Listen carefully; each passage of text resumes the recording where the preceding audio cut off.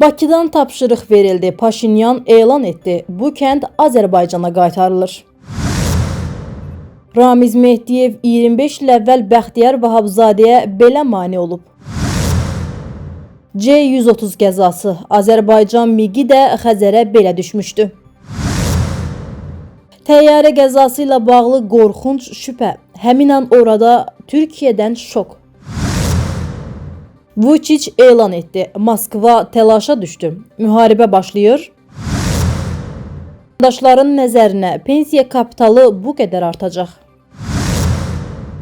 Ermənistan hökumətinin 2026-cı il seçkilərinə qədər anklav məsələsini qaldırması bir növ intihar cəhdi olar. Ona görə də bu məsələ seçkilərdən sonraya qalacaq. Bunu erməni politoloq Alen Gevondyan deyib. Onun sözlərinə görə Ermənistan hökuməti artıq parlament seçkilərindən sonraki dövrə hazırlaşır. Anklavlar məsələsi regional təhlükəsizlikdən daha vacibdir. Bu, Ermənistanın suverenliyi üçün risklər yaradır.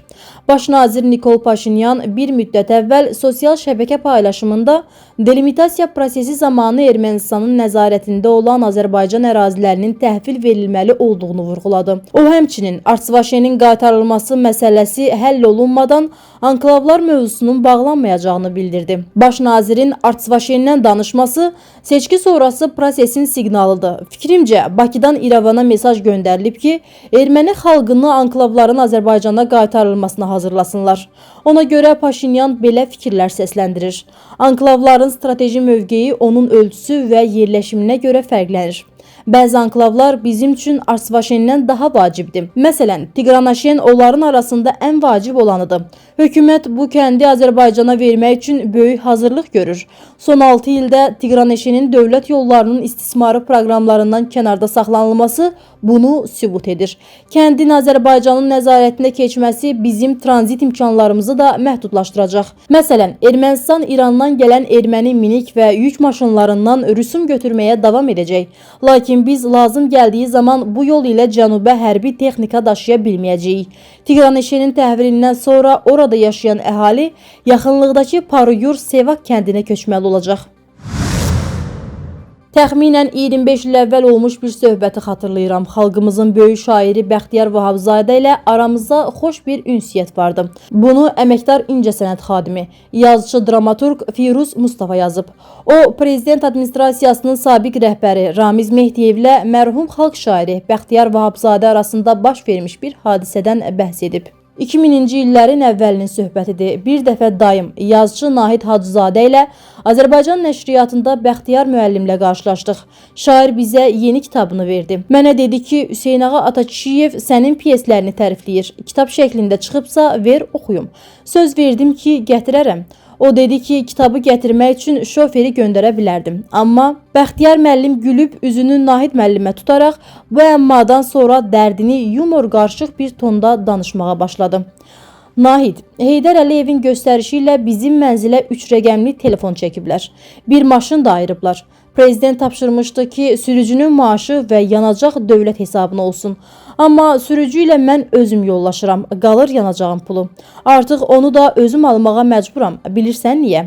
Aparatda Ramiz adlı birisi var. Hamınız onu yaxşı tanıyırsınız. Hələ Sovet vaxtından mənim ondan zəhləm gedir. Onun da məndən. Ümumiyyətlə, onun yaradıcı adamları, alimləri, xüsusilə şair, yazıcı tayfasını görməyə gözü yoxdur.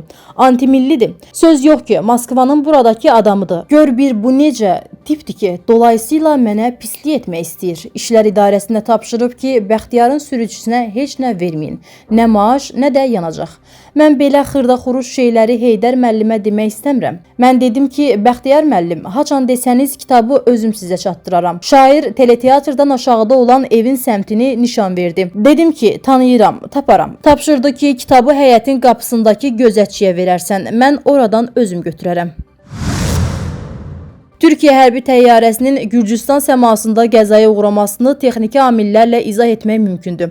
Ancaq bölgədə hərbi təyyarələrin və helikopterlərin artan qəzaları heç də hər zaman texniki nasazlıqla əlaqəli olmur. Bu sözləri politoloq Elxan Şahinoğlu ötən gün Gəncədən qalxan və Gürcüstan ərazisində qəzaya uğrayan Türkiyə hərbi təyyarəsi haqda qeyd edib. Digər tərəfdən müxtəlif ekspertlərin Amerika istehsalı hərbi kargo təyyarəsinin etibarlılığı barədə mülahizələri də suallar yaradır. Peşəkar pilotların idarə etdiyi etibarlı təyyarənin qəzaya uğraması detallı araşdırma tələb edəcək.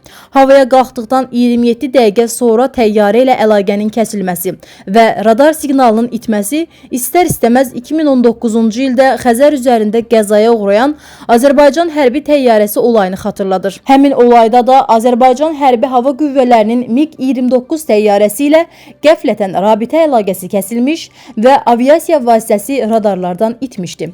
Politoloq vurğulayıb. Qeyd edək ki, Türkiyə hərbi təyyarəsinin qəzaya uğraması nəticəsində 20 hərbçi şəhid olub. Türkiyəyə məxsus C-130 təyyarəsinin dünən Gürcüstanda qəzaya uğramasında xarici müdaxilə və sursat partlayışı versiyası da araşdırılacaq. Bu barədə hökumət yönlü Türkiyə qəzeti məlumat yayıb. Bu, xarici təsir və ya bortda olan sursatların partlaması nəticəsində ola bilər, nəşr yazıb. Qəzetin iddiasına görə radar qeydlərində həmin dəqiqələrdə qəza yerinə bir H-125 tipli helikopter uçub. Qeyd edək ki, ötən gün Türkiyəyə məxsus C-130 yük təyyarəsi Gürcüstanda qəzaya uğrayıb. Hadisə nəticəsində 20 nəfər həlak olub. Əsas versiya təyyarənin texniki səbəbdən qəzaya uğraması ilə bağlıdır. Avropa ölkələri Rusiya ilə müharibəyə hazırlaşır. Bunu Dövlət Dumasının Beynəlxalq Məsələlər Komitəsi sədrinin birinci müavini Aleksey Çepa deyib. Təbii ki, söhbət bir neçə ölkənin iqtisadiyyatının militarizasiyasından gedir. Hərbiləşdirmə baş verəndə həmişə təhlükə yaranır. Siyasi baxımdan onlara düşmən lazımdır. Onlar bunu çoxdan müəyyən ediblər. O bildirib. Çepa hərbiləşməyə nümunə kimi Ukrayna Baş Kəşfiyyat İdarəsinin ikinci raketi ilə silahlanmış MiG-31-i qaçırması və qırıcını NATO üzvü olan Ruminiyaya uçurması cəhdini göstərib. Millət vəkili vurğulayıb ki, belə bir inkişaf artıq münaqişə üçün ilkin şərtdir. İstənilən belə hadisə idarə olunmaz nəticələrə səbəb ola bilər. Qeyd edək ki, bundan əvvəl Aleksandr Vučić Avropa ölkələrinin Rusiya ilə müharibəyə hazır olduqlarını və Serbiya ordusunun gücləndirilməsinin vacibliyini açıqlamışdı. Azərbaycanda gələn il üçün minimum pensiya məbləğinin artırılmayacağı açıqlanıb. Bu qərar sosial təminat sistemində müxtəlif müzakirələrə səbəb olub.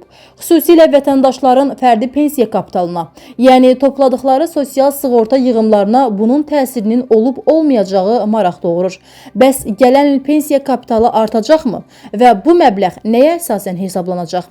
Məsələ ilə bağlı iqtisadçı Xalid Kərimli News 24 azı açıqlamasında bildirib ki, hökumət hər il inflyasiya səviyyəsini nəzərə alaraq pensiya kapitalının indeksləşdirilməsini həyata keçirir və bu əmək pensiyalarının artımını təmin edir. Pensiya kapitalı hər il əmək pensiyalarının indeksləşdirilməsi ilə paralel şəkildə artırılır. Yəni, hökumət inflyasiyaya uyğun olaraq kapitala əlavə dəyər qazandırır. 2025-ci il üçün inflyasiya göstəricisi rəsmi şəkildə təsdiqləndikdən sonra prezident tərəfindən pensiya kapitalının indeksləşdirilməsi ilə bağlı sərəncam imzalanacaq. Bu addım həm pensiya məbləğlərinin artmasına, həm də yığılan kapitalın dəyərinin qorunmasına xidmət edir. İqtisadçı əlavə edib ki, hazırda Azərbaycanda illik inflyasiya göstəricisi 5,9% səviyyəsindədir. Əgər bu rəqəm ilin sonuna qədər dəyişməz qalarsa, gələn il pensiya kapitalı da eyni faiz nisbətində, yəni təxminən 5,9% artırılacaq. Bu o deməkdir ki, vətəndaşların fərdi hesablarında toplanan kapitalın dəyəri qorunacaq və real gəlir itkisi baş verməyəcək. İnflyasiya səviyyəsinə uyğun aparılan bu artım pensiya sistemində hər il tətbiq olunur.